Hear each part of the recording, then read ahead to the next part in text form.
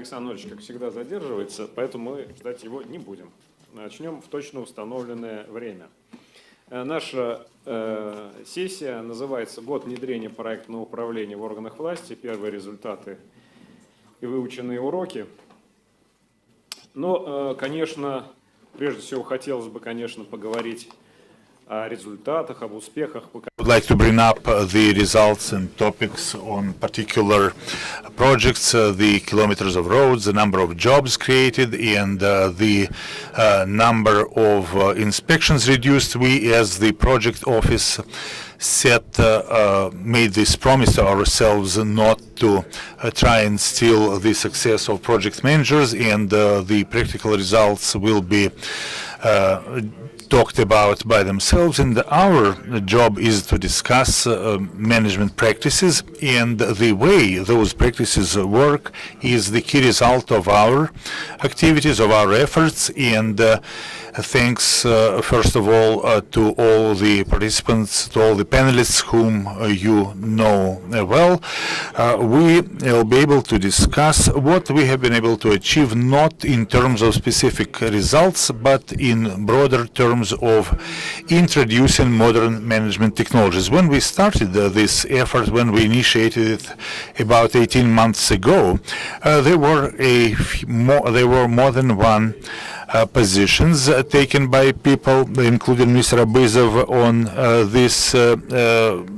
on this problem, and external outside experts also said that we should not start anything new, no new formats, unless we change completely the old mechanisms of executive administration. But we were able to identify a middle ground, and let us do a few pilot projects and prepare the soil for more serious moves, more serious approaches in terms of improving government and administration. Alexei Kudrin will address this topic, will touch upon this topic in his presentations, but today I would like to discuss what in particular in this grand experiment, in this reconnaissance in force, what are the results, what's the outcome, where do we see opportunities for speeding things up and making broader strides in terms of introducing new methods, and where bureaucrats are entrenched and sit in their foxholes, and what we can do about it, and what have already been done from this perspective. So my colleagues, those people who are sitting in front of you here this afternoon, all of them have a wealth of experience of their own accumulated over this last year, and especially Evgeny Dietrich, he worked a lot on roads, and he knows a lot how to work with municipalities, how to engage the civil society. Ms. Irina Makieva has been working with the so-called mono cities, those cities that depend solely on a single company or organization. Well, I said that usually you work on things like that, but not at all times. It's clear. As far as Mikhail Alashkevich's projects go, and he works on how to encompass all the government employees, how to get them involved in a lot of activities there. It's not a simple management task or not a simple administrative task. The Ministry of Economic Development is taking a number of steps within the ministry and on a broader scale to develop government programs. And Alexander brother man works with small and medium-sized enterprises, and a lot depends on him in terms of creating new jobs and changing the landscape of our economy at large. So my short question to all the participants is, what managerial practices have been the most successful? What was the greatest victory in terms of management practices, and what's the greatest lesson learned? What needs to be worked on further? This should be discussed before we move on to more particular topics. So what have you been able to achieve as a manager, and what are the lessons learned? What are the opportunities for improvement? So let's start with you, Alexander, because you seem to be the most senior person here. Well, we are all here as colleagues. Good afternoon. I'd like to welcome all of you to this session. So if we try and tally up the results of the first year of our project office and see what has happened to all those efforts that were launched in our council, I'd like to say that the most important result is the realization that project management as a whole is working now. It has started to work. There were a lot of discussions whether it was timely or untimely to launch project management in 2016, what the format should be, how we should distribute the responsibilities between our units, between various branches of the government. How can we correctly identify the place and role of our people, of our officials who work in executive authorities? I'd like to tell you that on the whole, we have been able to build a working model, a good operational model. Well, as far as results go, they vary, but the project management at large has started to work. It's operational now, and this is the key result. As regards the most important achievements and the most important lessons that we learned, we were involved in the implementation of projects in which 12 oversight authorities were engaged, and 4 ministries, the Ministry of Economic Development, we managed 4 projects, Ministry of Communications, Ministry of Labor, Communications, Labor, and the Ministry of Justice, finally. So all in all, 16 agencies were initially involved, but toward the end of the project we decided to add 4 more. And the key objective, the key task that I was tackling as part of our joint effort, the effort implemented by the Federal Center in this priority field. So the task was, how can we shape a new method, a new system of interaction between our agencies, our ministries, and the ministries and agencies are really accustomed to really clear-cut administrative, bureaucratic methods of work. You build a spreadsheet, you go to your higher-ups, then you get everything approved or signed at the highest level, then you get a result that covers all possible and impossible compromises.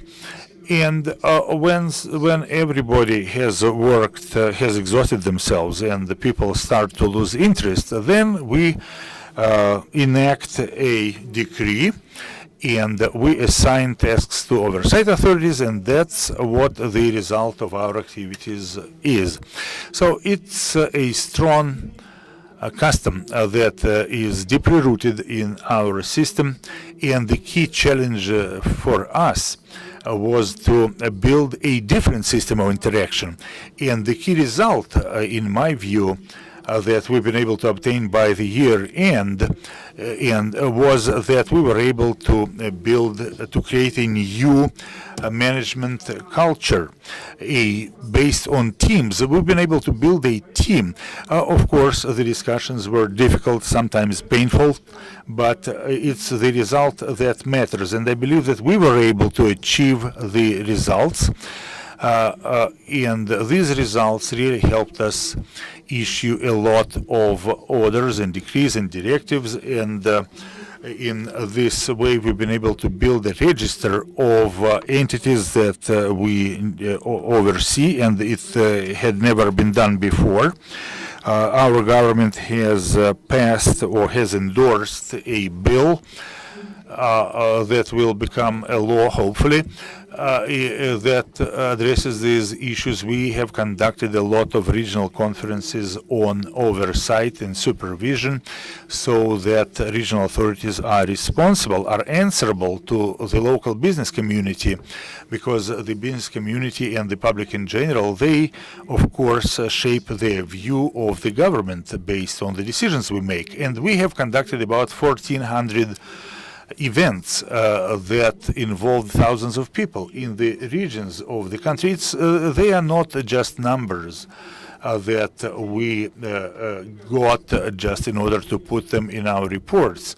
We indeed did a lot of analytical work, and we posted the results on our websites. We have tons of video records, which we published, so you can easily see all these results, because the scale itself is really mind-boggling, and it's difficult to keep everything under control. And I think that these results, these very positive results, were obtained. As far as to summarize or to draw some conclusions out of these efforts, and I would like to talk not only about my projects but also about the work of the government as a whole.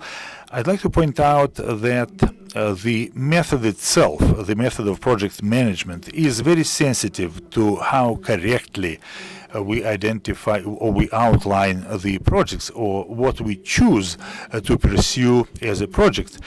And many of the projects that we tried to implement during the first year, they were implemented in a format that resembled getting back to our regular operations of our ministries. It was a format when, in order to achieve the goals that and objectives, it was not necessary to set up a project office. Project management was not necessary. Everything could be done as part of our routine operations, as part of our normal work. And I think that one of the key conclusions is that once we have introduced projects that simply duplicate our current operations, is a harmful factor. And my conclusion is, the conclusion that I make for myself, is that in the future we need to avoid such duplication. We need to be careful about our formats, because it simply doubles the workload for bureaucrats.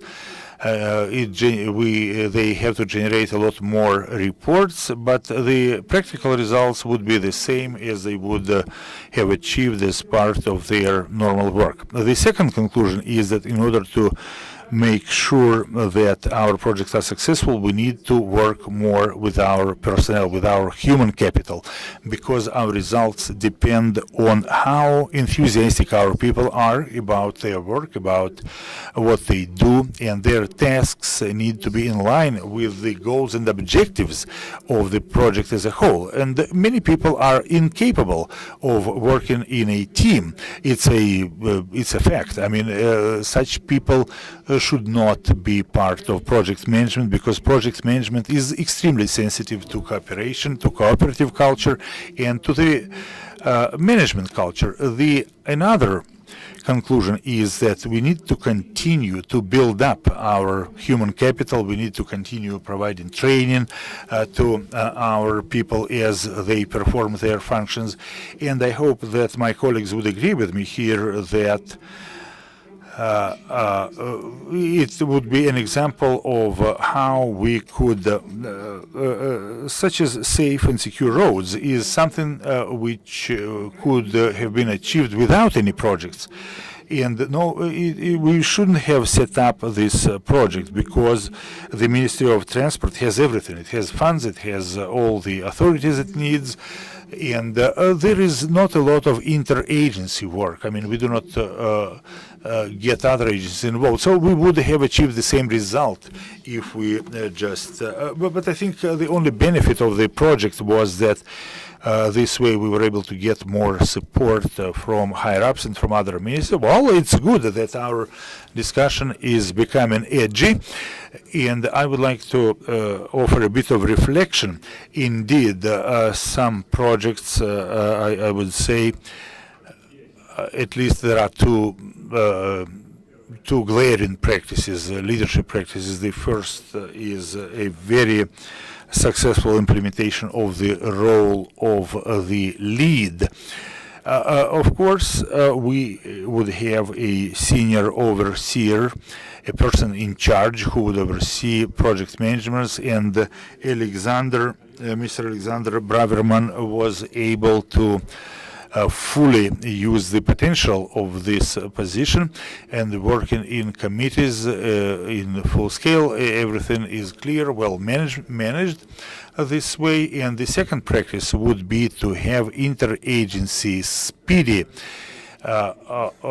really prompt coordination, not through written communication when we send emails to each other. So we would get together as a project team and finalize things and finally release the document we've been working on. And this way we've been able to become really productive and improve thousands of documents and a great number of decrees over the year. But we were able to do that, which is great. It speaks a lot in favor of my colleagues, and it's not just an exercise, but it's a very positive development in the practical work of our government authorities. Now I'd like to turn it over to Mr. Dietrich, who represents the Ministry of Transport here. So, Evgeny, would you tell us about your best practices and what about your view of project management? How much in demand is it? What have you been successful in implementing, and what were the challenges? So, good afternoon, colleagues. With regard to how safe and high-quality roads project went, this is what we started the year with. I'd like to add a couple of words about how this work began. It began the way that is described in the old joke, when colleagues or friends get together and start discussing a really grandiose, huge project. Everything begins very enthusiastically. We'll be able to do it. We'll do it. And so on. And that's how we started. I mean, we started to try our hands rather intensely. And in October 2016, when this project was launched, you know, by that time, a lot of scheduled work had been completed, such as putting together our budgets, and it was a challenge to get our share of the budget. But what I'd like to say is this project covers 49,000 kilometers of federal roads and streets, 18,000 of which are regional streets, and 49 million people are affected by this work, 38 cities or urban metro areas, and according to our polls, it holds third place in public awareness, in terms of public awareness. So every fifth person polled said that this project affects him directly, her personally. I think it illustrates the importance and the significance of this project in the a row of other projects that the government was working on. Well, in October of the last year, we asked people through our website and otherwise. 75% of respondents said that they were aware of the project. Some of them supported it, others didn't. Some people opined that the quality of the project was good. 75% of respondents were aware of the project and understood, had an opinion about it. I'd like to point out that project management as a mechanism to achieve a result, but also as a tune-up mechanism for existing processes, And that's exactly how we're using this tool now. And we set specific KPIs. We made sure that those KPIs were achieved. And fortunately or unfortunately, I've got to say that as far as federal roads are concerned, we're pretty good at planning and we're pretty good at delivering against these targets. And federal roads, 80% of federal roads are in line with the standards, whereas the situation with the regional roads is a lot worse, and we're all aware of that. And when we talk about interacting between the regions and regional authorities and municipal authorities, there where we have a problem. And one of the biggest achievements of this Safe and High Quality Roads project is the fact that there were several groups of people who used to speak different languages, like federal language or regional language. We managed to bring them all together to one table and tell them about the right ways to cooperate in order to achieve results. So we have united them in a close-knit team. And now, as of today, the upshot of this project is actually exceeding our expectations. So we wanted to have 44% improvement from the basic level as of the level of 2017. Now we have 52% of improvement. So 52% of the 49,000 kilometers of roads in municipal and regional roads are currently in line with our norms and regulations, and people can see this effect. So we have taken a look at the, let's say, number of black spots or points where we have accidents. We wanted to eliminate 37%. We have, in fact, eliminated 51%. And this is not the result of bad planning. That is the direct result of proper managing the situation and ensuring cooperation properly. So how did we manage to do this? We managed to do this through streamlining the process of vertical interaction, lateral interaction.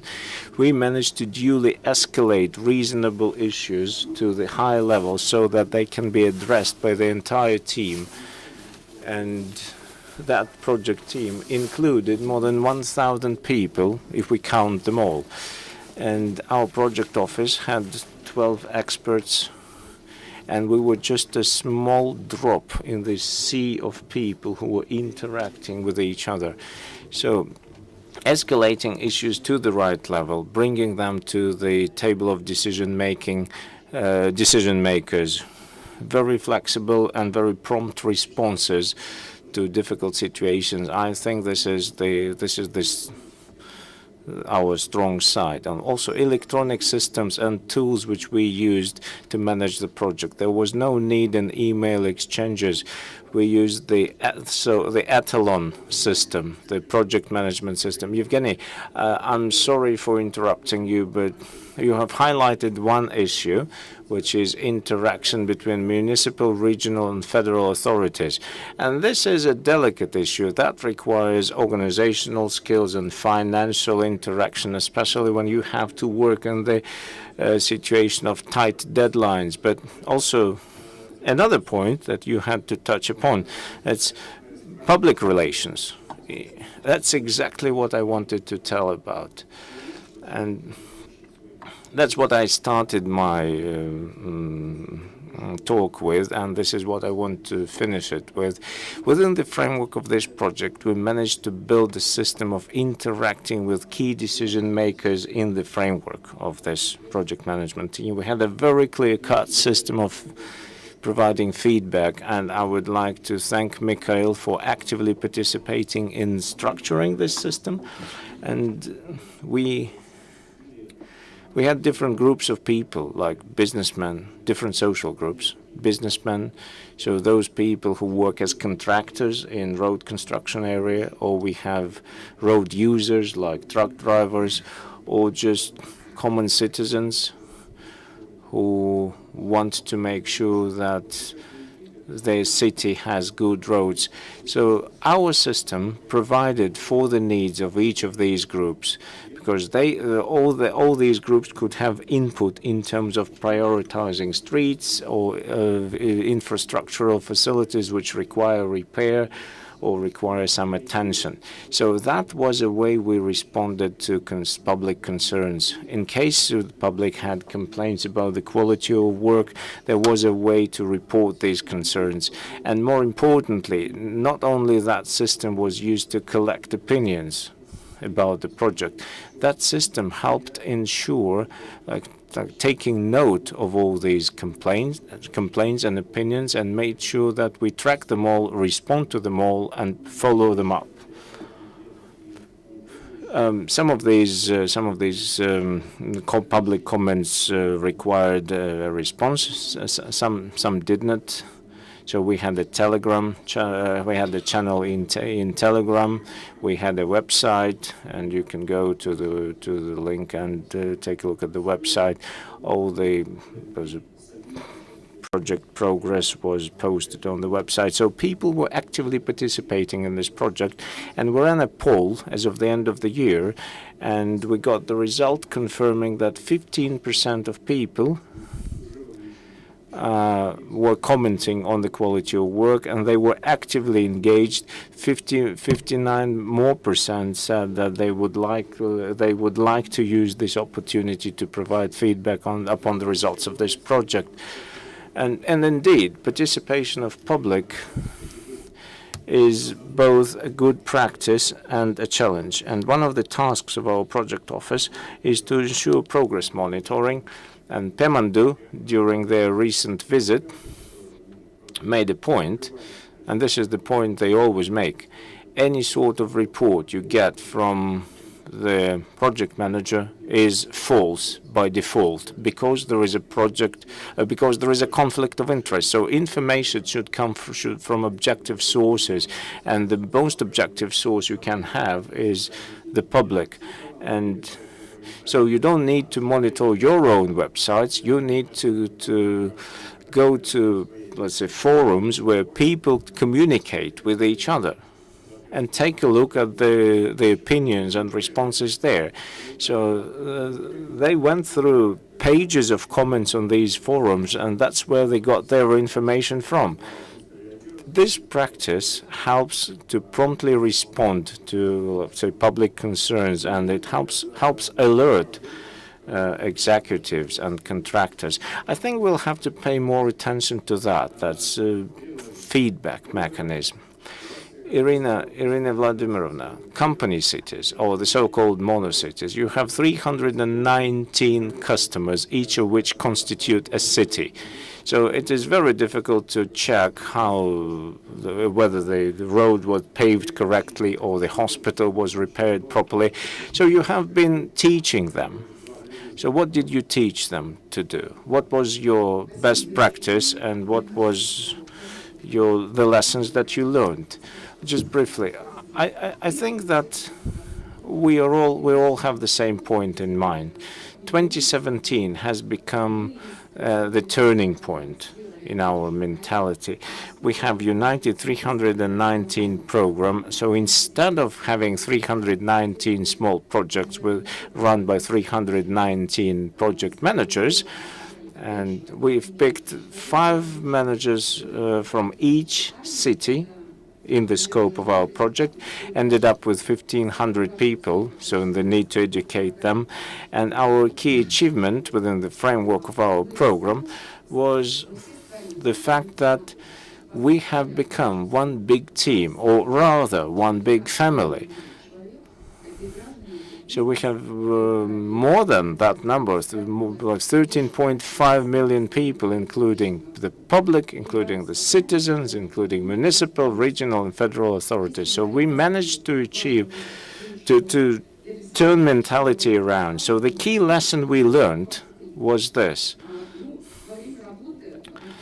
When we started this program, we actually realized that it is the only case in which it will take off, it's when authorities on all levels will focus on one point. So, Evgeny mentioned, it's very difficult to work with municipal authorities. We have 319 of them, and indeed it is quite a challenge.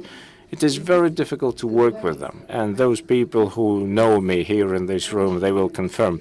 But if we set the rules of the game correctly, if we agree on them, then it will start working. So vertical cooperation, regional authorities, municipal authorities, and business communities. The second lesson we've learned was this, and I will side with Mikhail here. Project management approach helped us to avoid some formalities, or ministerial formalities. So you write to the ministry. They get the mail, they register it, and then they have 30 days to respond. So if you don't have some informal communication channel, your communication will take very long time. And after we started this project, we managed to reduce the time taken by this bureaucracy, and we have more and more matters which are being dealt based on just a phone conversation. So it is starting to gain momentum, and all our people are, let's say, overloaded. But anyway, we have adopted the practice of teleconferences. So we dial in, we agree on things, and there is no need to exchange emails or mails. So we started to work trying to avoid ministerial formalities. The third lesson is this, and there is still a room for improvement here. We need people on the project team with authority to make decisions, because it looks like we make an agreement within the framework of the project team, then until the department head or the deputy minister get approval from the minister for this, you're not going to go ahead. So no matter who that decision maker is, if he is participating in the project team, he should have authority to make decisions. That's extremely important. And had that been the case, our project would be taking less time. And the final thing I wanted to mention, and Yevgeny has mentioned that as well, this feedback. Prompt feedback is extremely important, and the current capabilities we have, like feedback through Facebook or Telegram channels, that facilitates Facebook. And I agree. You get a figure from a project manager, do not trust it. Verify this figure and validate it. Take a look what public has got to say about it. And it is extremely valuable to see our citizens actively participating in this work, because whatever we do, we're not doing this for the sake of achieving a KPI or getting a letter of commendation. We want to make sure that our people see real changes in their environment. And talking about mono-cities, we are focusing not on achieving a particular target. We want to reinvigorate these territories. We want to make them comfortable for living. Thank you. Thank you, Irina. I sense a lot of experience in what you've said, a lot of experience in the area of facilitating things in municipal circles. And Alexander, you have seen a lot in project management, I believe. So it's like I said, you have seen a lot. But I do hope that 2017 have brought some surprises or news to you. For example, to me, the new thing was the motivational system, and Alexandria was heading our small SME project, and it has a big team under his command, comprising ministerial officials, quite highly positioned, I must say, and some of them are getting 0 in bonuses for 2017. I'm not giving you the details, but anyway.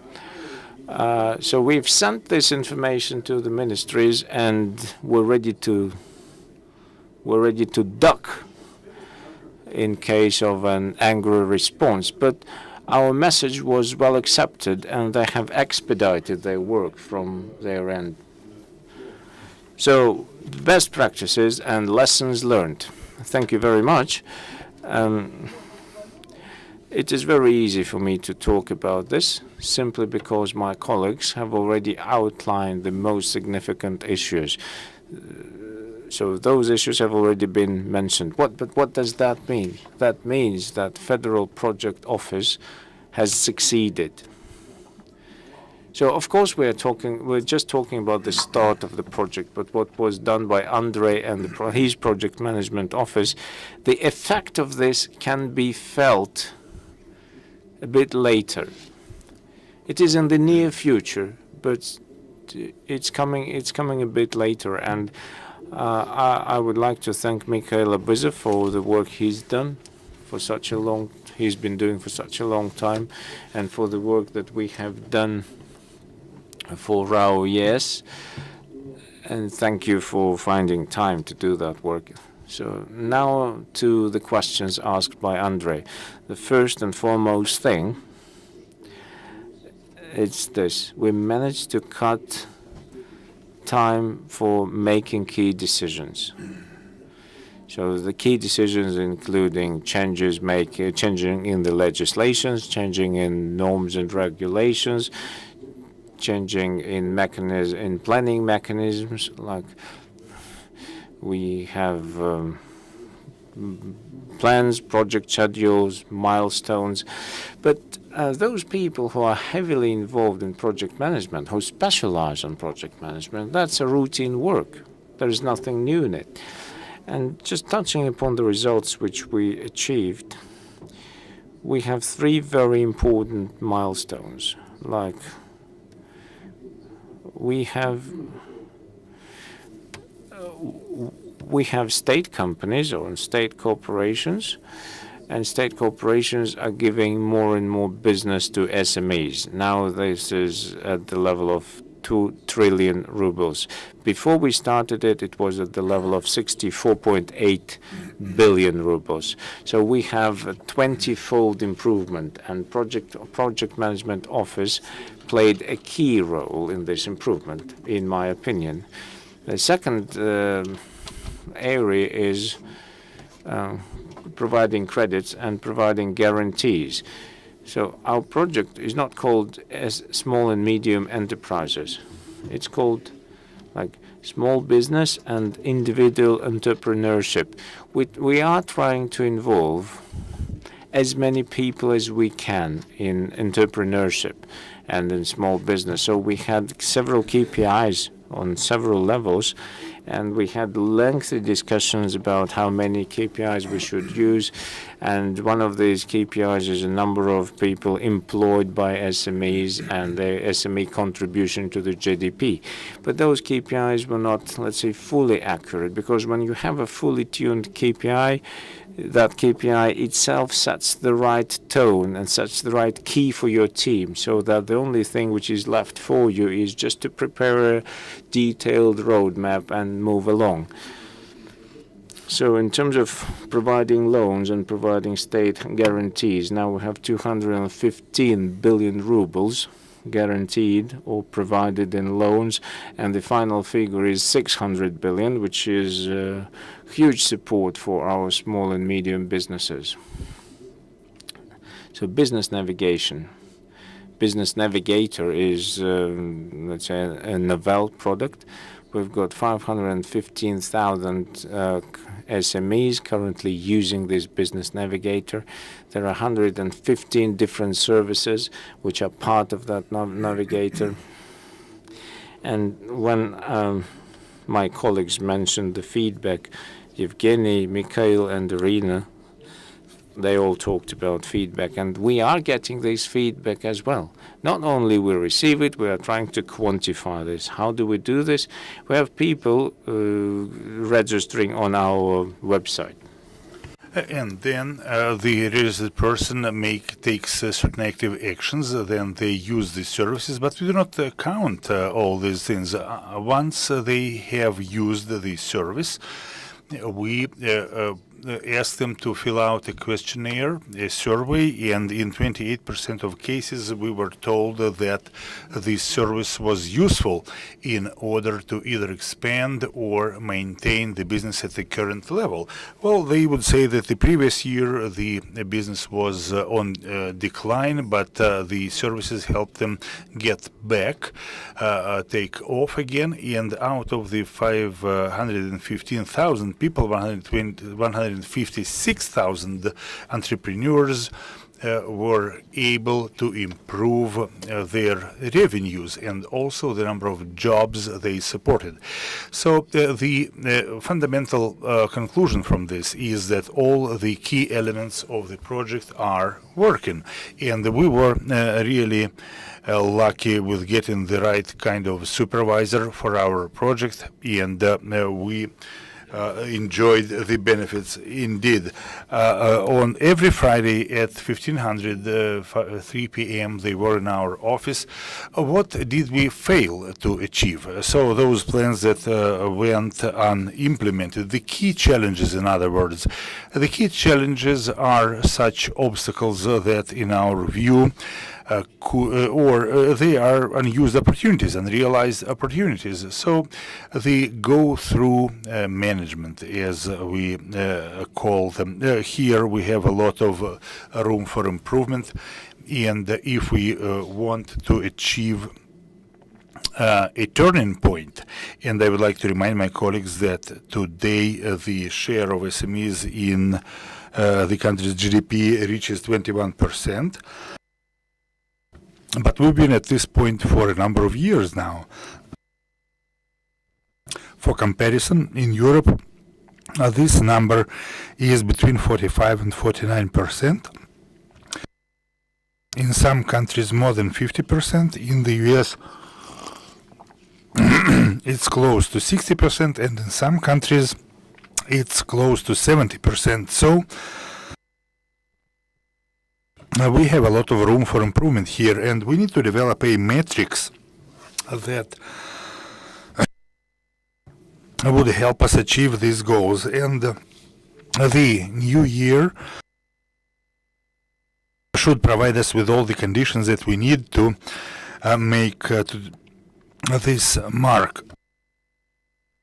We would like to go away from our GDP being dominated by raw materials, and if I remember it correctly, now between 40 and 45% of everything against 70 to 75 that we had in the past. We also need some vertical diversification. I'm not speaking here about national champions that in SMEs. Of course, in various industries, the cells of this matrix would be different, would not be like each other, but we believe that these cells or these boxes would need to be filled.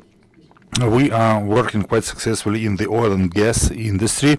We are working with Rosneft, which is the largest oil company, and all the wells will be turned over to SMEs, to medium-sized and small businesses. But of course, this is not the dominating part. But such things as biotechnologies, IT, and things like that, high technologies, here the SMEs need to play a dominating role. So if in the next political cycle we are able to achieve the numbers, the figures, very ambitious figures that we have discussed at the meetings of the committee, at the presidium, at the steering board. So we are talking about 40% of the GDP by the year 2030. Let us recall the numbers that we mentioned already. In Europe, this number stands at 45% already, even now. But so we have the numbers, so we need to make this shift to the left hand side, and what we haven't done yet is going going comprehensive. And you know, the Ministry of Economic Development is a center of competencies, and we did our analysis what we can do by the year 2024 in order to take advantage of all the reserves, of all the opportunities that are still unused. And we are really grateful to our project office that that brought up all those issues. We would be able to turn out, we would be able to create 40,000 new jobs, but we need 7 million. So it's only through a comprehensive solution that we'll be able to meet all the targets, to hit all the targets that we have been assigned. And Mikhail discussed the achievements in his ministry. And, you know, all this gets reflected in the production costs and in the competitiveness of the companies, especially compared with larger ones, and the drop in the prices that we have been observing over recent periods, and the prices have dropped by 17% in some indices. So now, if we can get a further reduction by 3 or 5%, then we have to turn to a large company. So Alexander described the situation quite correctly. I think that the goal correctly set is almost half the battle. At least we know where to run and what to do. And knowing this is very important. My next question goes to Azer Talibov. This year, 2018, the Ministry of Economic Development, together with other ministries such as the Ministry of Finance, is discussing various pilot programs that have been discussed and will be discussed in other sessions today. But now we are starting to get really serious about implementing those programs. Of course, best practices exist in that area as well. 5 goals, 5 objectives that government-sponsored programs support as elements of the reform, and Minister Silvanov already covered some of this ground. So what approaches does the Ministry of Economic Development exercise, and what is the outlook for 2018 in terms of this reform?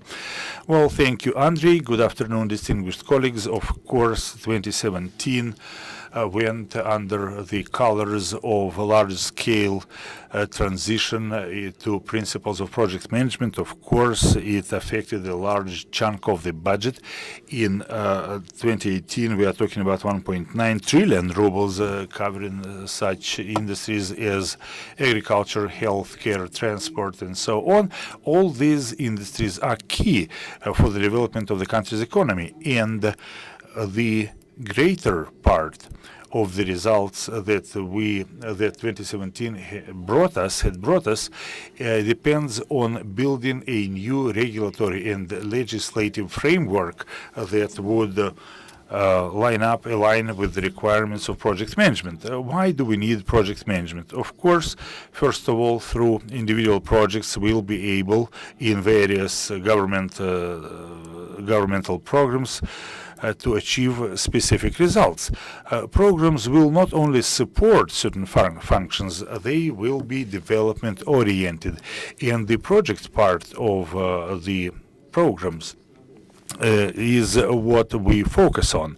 I would like to note that in the framework of government programs, we have done a lot of work. The number of objectives was reduced. Why? So that we are better able to concentrate the resources on some specific things. In the past, the objectives in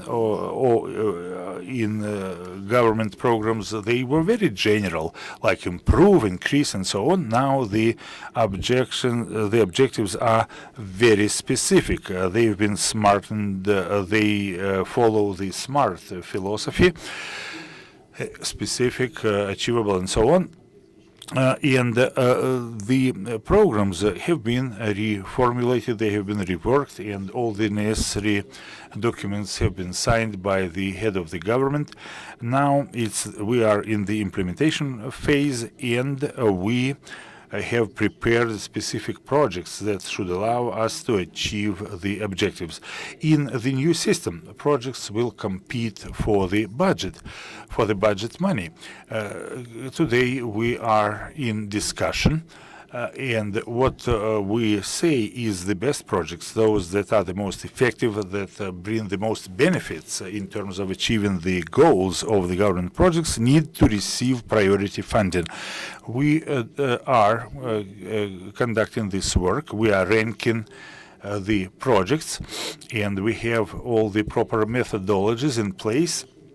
And it's a big challenge. It's work that we all need to join together to complete. And if we speak about our prospects for 2018, then we are talking about large volumes of data that we'll be receiving. And of course, this gives us, this would require much better automation of processes that support this whole infrastructure. We are going to be dealing with a lot of data, but with automation, I believe we'll be able to make a qualitative leap in improving the results of our work. Well, thank you very much. I would like to put my next question to Evgenia Melchenko from PwC. And your look from the outside, as an outsider, when you began being involved in this work, you were rather critical of our plans, like you should do this differently, or so your view as an outsider, what are we succeeding at, where are we failing? That's the first thing, and the other thing is was discussed by Mikhail and others: the cultural transformation. Of course, maybe it's the most important objective of project management, not to achieve the goal, but primarily to transform the culture so that people who are working for the government are able to set good goals and achieve them. And there appears to be no better method than project management. So what's your view and what are your comments? Thank you, Andrey, and good afternoon, distinguished colleagues. First of all, I would like to get back to my being critical of the approaches that you were assuming back then. I think that at the end of the day, the approach that we need to take the evolutionary path rather than destroying everything, demolishing everything, and starting things from scratch. I think that your attempt to introduce project management, if we call a spade, it's an improvement. It's an attempt to perfect to fine-tune the mechanism of the government, and I think that undoubtedly the greatest success is that these things have started to get institutionalized.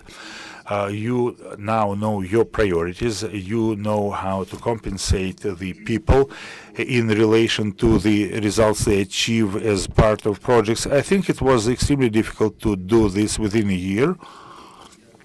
So your results are really amazing. They're excellent. I'd like to get back to culture and to expand a little bit on this topic. We need to continue this effort, in my view, and looking from the outside and based on the experience that I have in improving corporate governance and also state administration, public administration. I think that we need to step up our efforts associated with cultural transformation. We must not lose the momentum, because if because of the electoral cycle we slow down, then people would say, hey, things are stalling again, and even our staunch supporters might lose their enthusiasm. So we need to speed up, actually, and not just maintain the current rate of progress.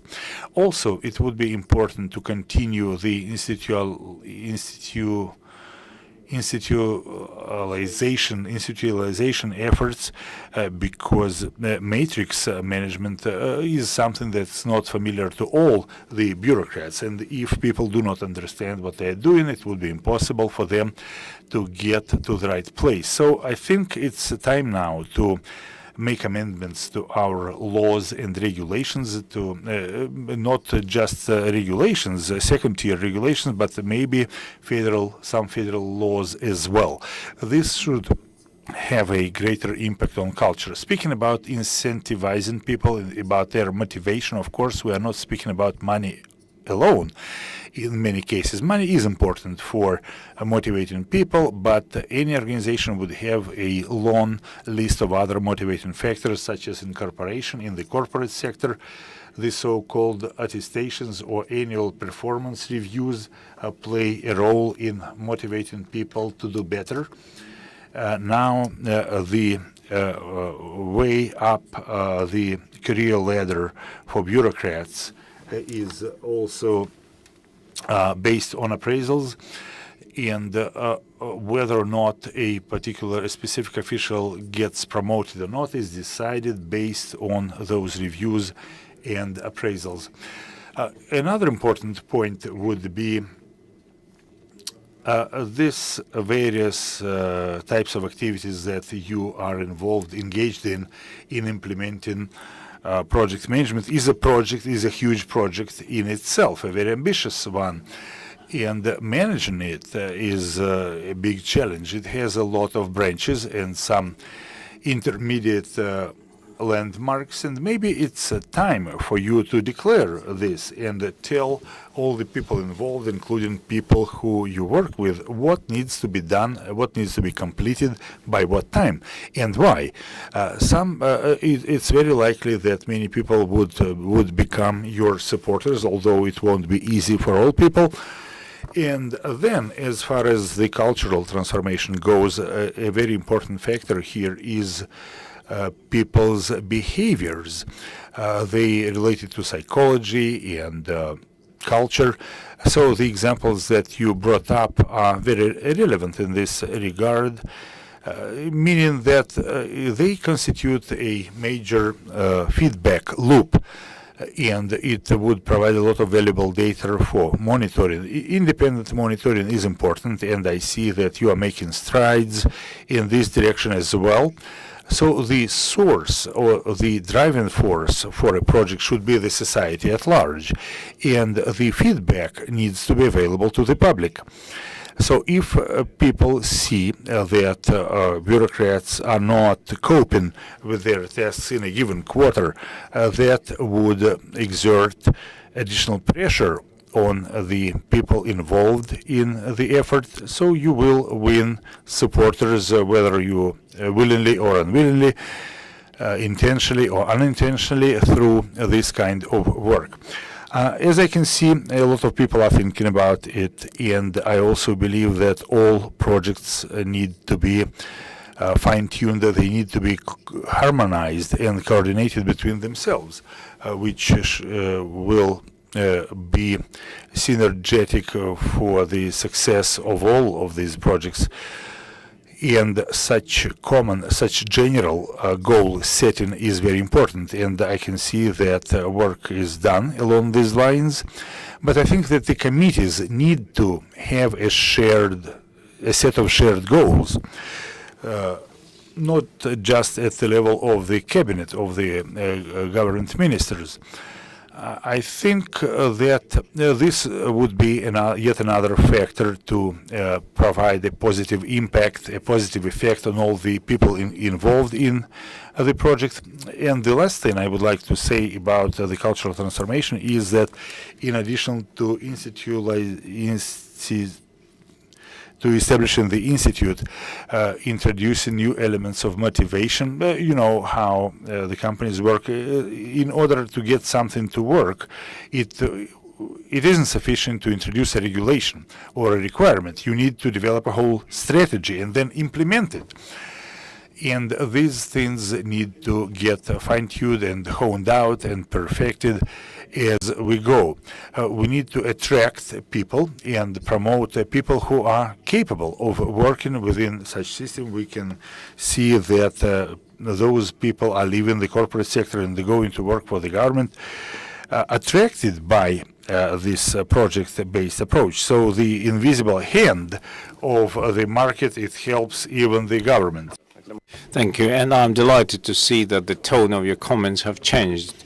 So, Mikhail, I'd like to ask the next question to Mr. Alashkevich, but first and foremost to you. All our speakers today mentioned the key thing is to unite all team members with one objective, make them inspired, especially that goes for those projects which has big project teams. So as far as inspiration is concerned, probably I have, let's say, very routine understanding, but as far as the, let's say, ordinary supervision project is concerned, it's not inspirational at all. Because actually what we have to do, if we talk about the fire department and changing ways of ensuring fire protection, we are planning to make fire inspectors drop their routine practices. So how do you make sure that people feel inspiration from this project? We actually see some contests already originating in those areas where contests were unseen before. So what can you say about this? Well, I don't think there is a universal recipe to this. Every manager, every executive chooses the tool which he knows best, and he tries to, or which he tries to minimize the shortfalls of this approach. And yes, that's exactly my point. The way I see this, the ways I see the how we can manage a big project is probably not the way other managers also look at it, because there are success stories with democratically run project, let's say, with flat project teams, and there are outstanding and exemplary results achieved by very hard-run project teams. So it's about your own qualities, and it's about the way you use these qualities. It's about the way how you pick people for your project team. We have a very complex project team, because every head of the supervising or oversight body is a high-level politician who is held in regard by the federal authorities and by the regional authorities. For example, we have people from Transport Ministry, from Rospotrebnadzor, from Federal Customs Service, from the Antitrust Body. You see, they are highly positioned people. They are great people, very cool people who we have to work with. But all of them are highly positioned politicians with decades of political experience, with decades of working at the very high political level, like Mr. Puchkov from Ministry of Emergency Situations. So, and it is impossible to run them by by orders. So it's impossible to manage them by clear-cut deadlines, and if you don't deliver, you're going to be reprimanded. That doesn't work like this, and it's not my style of work. And even if I try to adopt this approach, I will lose the touch with them, and the project will become extremely bureaucratic. So it was very important for me to make sure that within this year we start speaking a different language, and I had to manage that. I have them on board, I have them engaged, and they become engaged when they have a faith in this project. And when they see the result of what we are doing, when they see the value of what we are creating, when they see that the project is not something far-fetched, when they see that when we build something together, when we adopt a risk-focused approach, when we develop, let's say, prevention system, when we introduce the different system of appraising their people, that makes them more efficient. That increases their productivity and efficiency. And that's just the first thing. The second thing is that we didn't want to divide all our managers into good managers and bad managers, but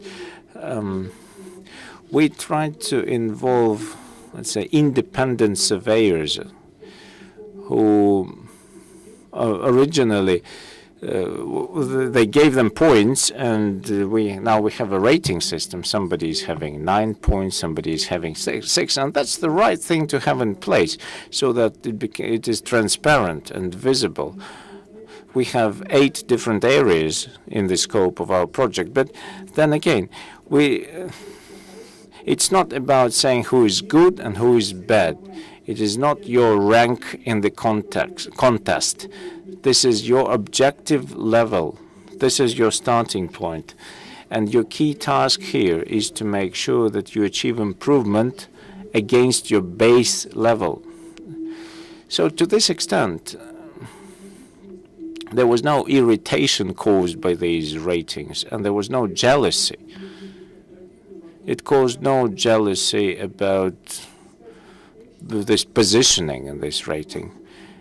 And people stopped questioning the objectivity of these points. Because if you don't believe, if you don't have faith into the objectivity of this rating, is a very good justification for not believing it. But I think that this system is motivating people to move forward rather than question whether these marks are objective. As far as the challenges are concerned, or next level challenges, let me outline them first so that you don't have to ask me again. So reform in oversight governmental bodies. That project started with a very interesting fact. When we just launched it, so the first plan for optimizing the work of oversight bodies appeared 3 years ago in the framework of the Open Government project. And I met all managers of the oversight bodies and with all managers who were responsible for the administrative reform starting from 2002. I interviewed them all, and we discussed, we asked questions: what was the success of this reform, where it failed, what were the key challenges of this reform, and whether there is something I should know about the history of the whole case. Because reforming and oversight part of administration is part of administration reform, and quite a big part of it. And I remember talking to a very high-level politician with great experience who told me, what you said within what you are planning for 2017 will never be done, period. It's impossible. So we put 2017 behind us now, and I'm about to meet this politician again shortly, and we made 95%. 95% of our plan was achieved. It's not 100%, but 95 is there. So we should not be scared by setting ambitious tasks to ourselves. Bureaucrats are often tempted into downplaying their objectives so that they can overperform. And Evgeny gave a good example. We should not be scared of ambitious targets, because when we overperform, it's not always good, because it's not because we're good managers, it's because of the wrong planning. So we need to take away this argument. We need to introduce objective KPIs, because we don't have them for some of these projects. And we should not be scared by ambitious objectives. So as far as the reform of oversight bodies is concerned, in order to achieve the irreversible change, we need another 3 years. That project is coming to an end in 2025. But in order to achieve the irreversible change, we need to keep pushing for another 3 years. This year will be spent for introducing a new legislation, and we need 2 more years to make sure that this law that we are planning to enact becomes part of the public administration system and not part of the reform project. So the challenges we face is forming a new government, because today, in the discussion of reforming state supervising body, Mrs. Golikova said that the reform is needed, the supervising bodies need to be enlarged, and they need to be to be made reporting to the government. So if it is about drawing organizational charts with different pictures and squares, then you can be boggled down in it and you will lose momentum. So had we just been doing this in 2017, there would be no upshot. But anyway, the new government will be formed, and it will happen this year. So that means that the structure of oversight bodies will be raised, will be discussed, and we need to find professional and relevant answers to all the questions which will be asked, and these answers should be based on on the results of our pragmatic work. So that it should not be revolutionary, but it should be based on pragmatism, and this is an important challenge. And I do believe that we are building this foundation for future reform, and it is important to keep building it up. As far as other comments and proposals voiced up here, yes, we need objective channels of feedback. Any project management needs this. We need to get public involved. We need to get independent social institutions involved. And this is what we currently do in terms of engaging SMEs and business is extremely important. So after the open government project was completed, we thought, what should we do? And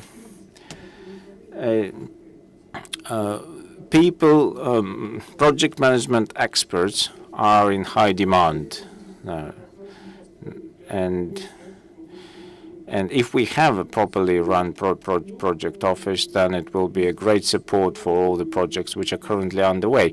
I'm saying this half tongue-in-cheek, but anyway, there is a point.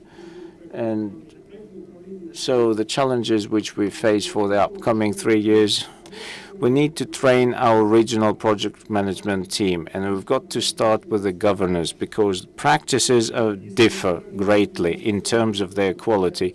If on the federal level we have more or less homogeneous platform in terms of project culture and project understanding, and I'm making weekly trips under this project for reforming oversight bodies, and we meet businesses, we meet actually thousands of people, and we have 3-hour meeting of detailed discussion. And some of our officials have never heard a word combination like project management.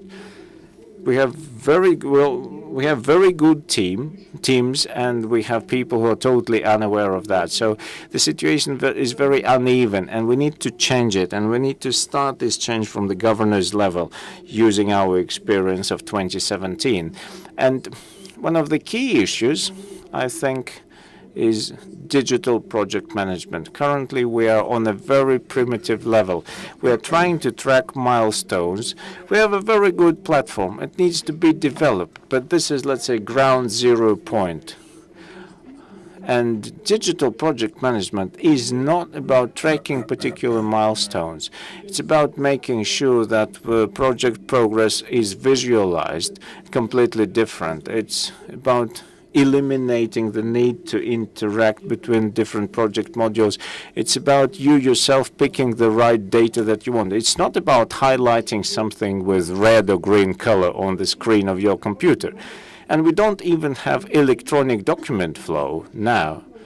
I'd like to disillusion you here. Just imagine the scale of the revolution, or actually evolution, that we need to go through in terms of digitizing our public administration. And you don't have proper project management if you don't have the digital environment, because if we don't change that, then it's impossible to track 1,000 milestones, and it's impossible to track what municipalities or regional authorities are doing. So we need to have this digital revolution, and we don't have time for this. And as I mentioned today, that governmental programs and plans are getting changed, and the new KPIs are introduced. Project management and public administration face an issue like KPI is working when people are held responsible for not delivering against them or delivering against them. So let's say you may have a better version of a state-run program with 3 KPIs instead of 15 KPIs. But the question is, what is the level of accountability? So what happens if they don't deliver against these 3? The same as if they don't deliver against the 15 or nothing. So if you don't have personal responsibility, KPI system is not working. And this is one of the challenges. I had a story. We have several projects which are not going very, very well. And in this case, as far as these projects are concerned, I'm not trying to boss people around, but in some cases we have to reprimand. A reprimand, an official reprimand for a deputy minister is very serious. And I said, okay, so we will offer this opportunity. So we'll say that the deputy minister should be reprimanded, but I should be reprimanded at the same time, because if the project is failing, it's my problem. So if we have that kind of approach to personal accountability, then we can achieve this turning point. Performance reviews and appraisals. You have probably missed this point, but in the framework of the oversight body reform, we will be doing appraisals for the heads of federal bodies.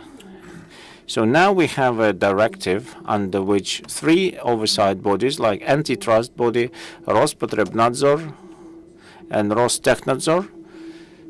So these are state oversight bodies which are reporting to the Russian government. So the heads and their deputies will have to undergo appraisal process within the first quarter of 2018. The appraisal team has already been created, and we are planning to translate the same approach to all other supervising bodies. And that will help us to have an objective, let's say, rating of the leadership, and we can start developing, let's say, leadership developing program.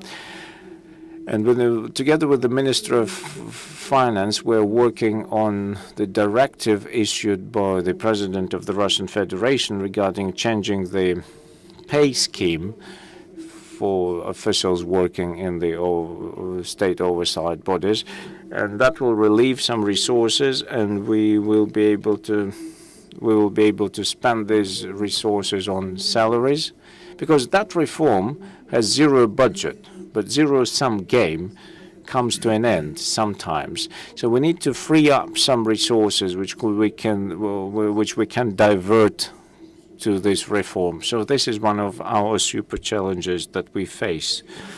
Thank you. Thank you very much. That was a very important comment.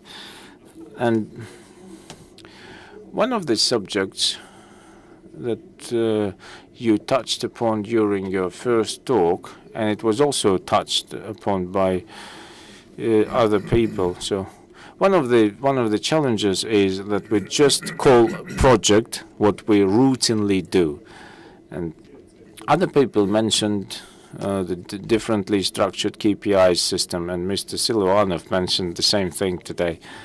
So I would like to ask Mikhail Alashkevich, who was responsible for who was working in the Center of Strategic Development, and tomorrow we expect a presentation from Mr. Kudrin. So strategic management, budget planning, and project management. So this is one of the topics that are also interesting for us. So do you have any comments? And how is that in line with what you do within the framework of your activities? Thank you very much.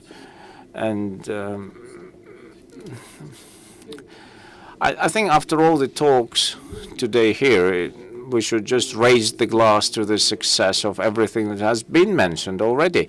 But 4 projects have been mentioned here today, and these are exactly those projects which are projects, let's say, in the full sense of this word. and these are interdepartmental and inter-industry projects, which is very important. And another important point is that they are managed not only by executive bodies, and I'm not talking about competence centers right now, which were created in the presidential administration. No, but this is exactly the case when we have project managers running projects and having proper skills to do this. And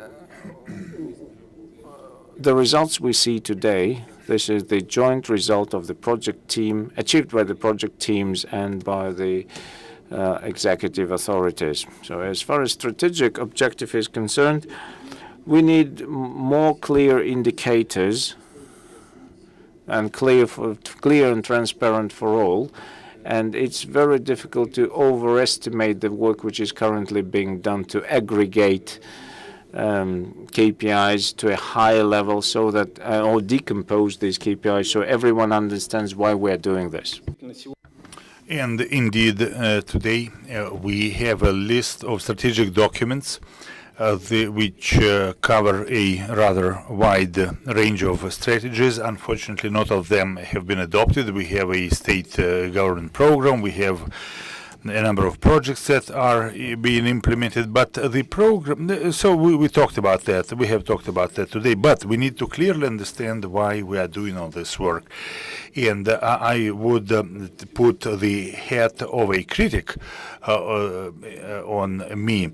And, it would hardly be plausible that the projects that we're implementing are firmly based on the global goals set for us. So we have global goals formulated by the president, and we have strategies by the government that have been developed by various teams. And of course, the problem point here is that we cannot focus on the global priorities for the country as a whole. So in my view, the next step that we need to make in terms of developing our project-related work would be to make an attempt to identify the key priorities for the country as a whole that would be converted into strategies. And then, based on these priorities, we'll need to develop a set of specific programs and projects that would help the goals to be achieved. And I would like to add a few words on to what was said by the outside observer who we had previously, things that could improve today's landscape of project management, not improve it, but rather push it forward. Those changes in the project management that we have seen by today. We talked about motivating people. Indeed, it's a very important topic, and here we're talking not only about monetary motivation, but also about engaging all the employees, especially young ones. Young employees of the ministry, young officials from the ministry, they have a chance to get immediately involved and to play a significant role in implementing their views and ambitions. I think that with the kind of compensations that young officials received, these salaries do not provide enough motivation to them. At the same time, the issue of motivating all of the employees, and of course project management is a very fashionable topic now. A lot of bureaucrats are now talking about project management, even those who are not related to project management and not pursue any projects. And here we need to clearly see the boundaries. And it was already mentioned that we need to have a clear view of international experience, and the Kamandu project is probably a good example, and Tony Blair's reforms in the UK and the things that they did in Singapore, they are like very local, very point size projects, and here we should not dive carelessly into the sea of projects. We should be talking about using projects as tools and for each tool there has to be a master. But if we just have a huge toolbox, this will not turn out good. So we should not break the tool that we are using. So we should not get overwhelmed with routine activities of the ministries by simply referring them as project activities, although there is a lot of temptation to do so. There are a few things still missing today. So I would like to mention flexibility. Flexibility is missing, especially in the budgeting process. And the programs that we are pursuing and the budget is such a rigid structure. It's very stiff, and it does not meet the challenges that the project management poses. So we need to understand how we can use the opportunities that we have budget-wise, and the budget code provides certain leeway for us to ensure flexible management. But what would be important here would be to use all the things that we have in our toolbox, all the tools that may reduce transparency somewhat but improve effectiveness. Things that would allow us to be flexible during the year and redirect funds between projects, maybe by setting up a limit for the amount of funds that may be redistributed. Another important point is related to getting the regions involved. Today, regional involvement in projects, with the exception of projects that were mentioned earlier today, that target regions, and in fact, basically we are talking about transfers between regions or between the central authorities and regions, and they cover regional programs and so on. So in the past, these things were called regional subsidies. Now they are called different names, but essentially they are the same things. So we need to think about a good format that would ensure the engagement and involvement of regional authorities. We have good suggestions to make in this area, and we should probably address them, run them by experts first. The key point here would be to exercise greater trust toward experts, and supervision and oversight has been mentioned a lot during our today's session, and we want oversight to be less of a burden for the people who are implementing projects. But today's trend is toward stepping up oversight and supervision. So I think we need to make a change in the vector of our efforts. We need to be talking more about trust, about autonomy. This would necessitate better planning and greater time spent on planning. Today, the way things are done, well, this is what needs to be done, and as far as the due date is, it's yesterday, and then let's just go around distributing punishments. So this is not helpful. We need to do proper planning of all the activities that we want to be involved in, and all the people present here. Today's era requires this approach. So to achieve this, we need to get professionals attracted to work for projects, and here project teams and how they need to be built based on non-governmental organizations, maybe not necessarily commercial organizations. State corporations could be considered and as project offices, but what would be important is that we keep separate the functions of the project office and the project monitor, because today it appears that these functions are interlaced and not separated clearly in all cases. So, and the government officials, they do not have sufficient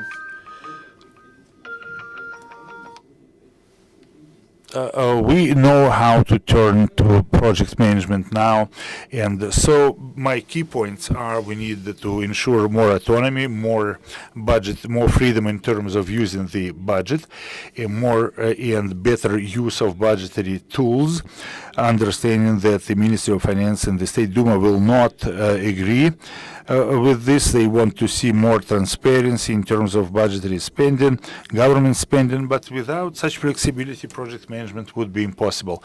And without getting the regions involved, project management won't make much sense. So we have, we also have such things as the Ministry of Energy is going to move to a different location, and there will be new approaches to organizing the work of our bureaucrats, and I look forward to seeing what this will turn into. Now we don't have enough time to publicly announce the ideas that are floated in these departments and reinforce our thoughts with beautifully designed slides. I'd like to put a question to Alexander, and after that I'm going to take a couple of questions from the audience. We still have some time. We were given 2 hours, and we still have at least 10 minutes. So 2 questions. Please think about your questions related to the topics that we have covered. But my question to Alexander would be as follows. What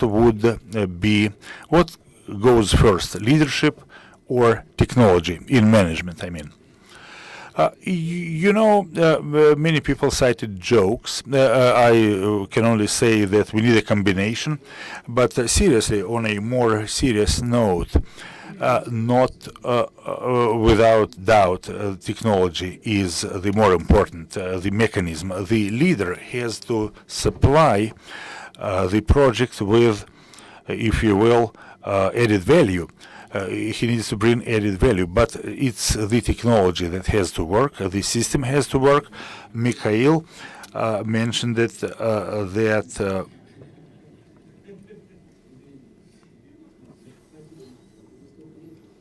well, we've known each other so many years that I can address you by the first name. So we talked about various managerial techniques, such as involvement management, when everything looks like a roundtable discussion, and then there would be regent command techniques. Indeed, we need a combination of the two. Such a combination, when all the serious decisions are made, the proposed decisions are discussed in a brainstorming session, but once the decision has been made, its implementation has to be rigidly enforced. And in the past, we had this notion of democratic centralism. So this democratic centralism idea, when everything is discussed, but once the decision is made, no further, no room for maneuver. I think this is the technology of the future, and the leader is needed here really strongly. And one other point is basically that's what I expected you to say. That's what I expected to hear. And now I'm going to take a couple of the questions from the audience. Well, I think that the question was not correctly worded, because if we talk about what processes we do, what processes are we talking about? If you need a breakthrough, then we need leaders. If you want to implement something at a high level of quality, then technologies would be primary. Then everything depends on the task that we are assigning ourselves. I am quite grateful to Alexander for his response, for his reply, for his answer. He is a leader himself, but I think he meant to be provocative a little bit. So there was a question from the audience. Well, no man, no project.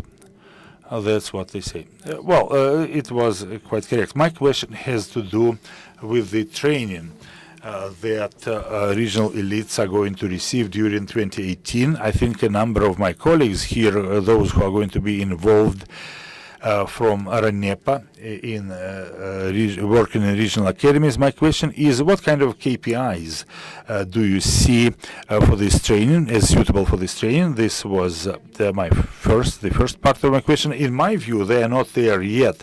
They haven't been finalized. But what are the sketches? What are the drafts? My follow-up question is, what would you like to see in January 2019 from regional leaders who have been trained under this program? I am talking about those leaders that the regions themselves pick. Well, to address the first part of the question, I'd like to say, first of all, that it's very complicated, very difficult. I'd like to tell you how these things look in the forest or in the field, to use a cliche. There is a branch of RANEPA in Nizhny Novgorod, a good one. In Novosibirsk, we have great conditions, a great environment for such training, great team. How do we evaluate, how do we assess the KPI for this kind of training? So we need at least a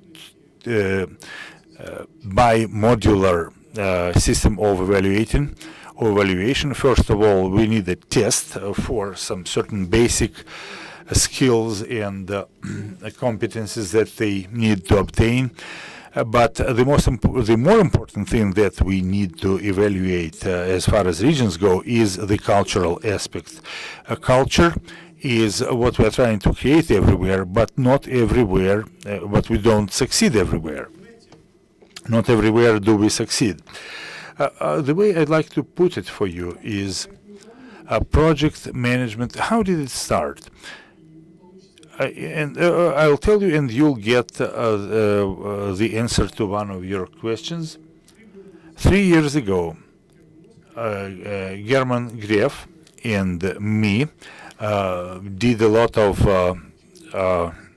advertising in the government, trying to launch a training program for modern methods of management, and the entire cabinet, including the chairman of the government, the prime minister, they listened to a number of presentations on covering the fundamental headline trends in modern management. And then during the year, we built another module, another workshop for deputy ministers, and we had a really well-represented team, about 45 to 50 people. What was the key takeout from the 3 days of training the deputy ministers? To me, it was quite unexpected in many respects. What each of them said, literally each of them said that finally we have learned how to talk with each other as normal people. And a month later, they were really happy that they had taken this class, because in the past we had to wait for months to get a response, a reply from a ministry. But now we are able to resolve a lot of issues working horizontally, just making phone calls. That's because we have become a team. People say we have become partners. So we have created a different environment. And maybe the creation of this new environment, can it be evaluated with a KPI? It can only be a good assessment can only be obtained through observing their practical work, their work practices, and we'll be able to conclude whether the environment was worth the effort. Project management is really critically sensitive to political sponsorship. Without the will of high political level administrators in the region, project management simply doesn't work. And the culture gets destroyed, because once you work with a project team and say, hey, we get a great thing to work on, and then if a bureaucrat tells you, hey, don't you stop blabbering, just bring me a report, then it can kill the whole deal. So I think that the skills that our regional authorities need to improve is informal business skills, and they also need to be able to create a good communication environment. So the first year would be a year during which we are going to test the system, and then starting from year 2 we'll be able to do a more decent job, I hope. Thank you very much for your response. Our colleagues from Malaysia, whom we worked on roads with, we asked them, when did you feel that you have passed the point of no return there? They said So we realized that we achieved the point of return when we started telling our people about project management. And another question, please. Grigory Dobromilov, the head of Applied Political Studies in think tank. Now, as far as project management is concerned, we have a directive number 25, which outlines the order of interaction between officials inside the project, but there is no indication of interaction between business communities and social groups. But what the official is interested is report something to his boss and to get a report about the KPIs. So the project management system will not be working by itself unless there is a push. So only an external structure, independent structure, can collect information about the project progress. And that's how the world of bureaucrats is structured. So yes, now we do have the interdepartmental approach which can help facilitate this project. So what do you think about the potential of business communities and social groups? Because they all want to be part of this project. Please read this directive carefully. There are things like expert communities, expert groups, and social council. In some cases, they are affiliated, and in some cases, they are independent, which makes them very active. And they all play their own roles in the project. And let's not demonize bureaucrats. Bureaucrats are also kind people, and they want to create value, and they're also human beings.